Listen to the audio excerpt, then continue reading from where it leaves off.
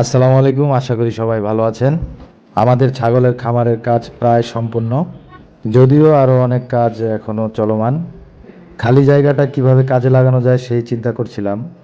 তাই সকালে যখন ছাগলের জন্য ঘাস কাটতে গেলাম তখন মাথায় একটি বুদ্ধি এসে পড়ল যে আমরা এখান থেকে গোড়াসহ কিছু ঘাস নিয়ে আমাদের খামারে লাগাবো।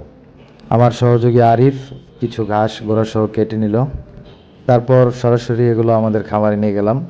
খামারের এক পাশে কোনায় আমরা একটি একটি করে লাগানোর চেষ্টা করলাম। এটা মূলত পরীক্ষামূলকভাবে আমরা লাগাচ্ছি, পরবর্তীতে বেশি করে লাগাবো, তাই অল্প কয়েকটাই লাগালাম। ভালো করে মাটির সাথে মিশিয়ে নিলাম, যেহেতু এগুলো ভিটি বালু, আশা করি গাছগুলো টিকবে।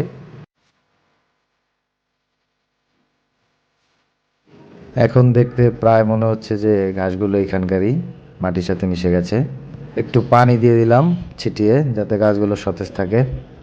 এখন আমরা চলে যাব আমাদের খামারের কাজ কতটুকু সম্পন্ন হয়েছে তা দেখার জন্য।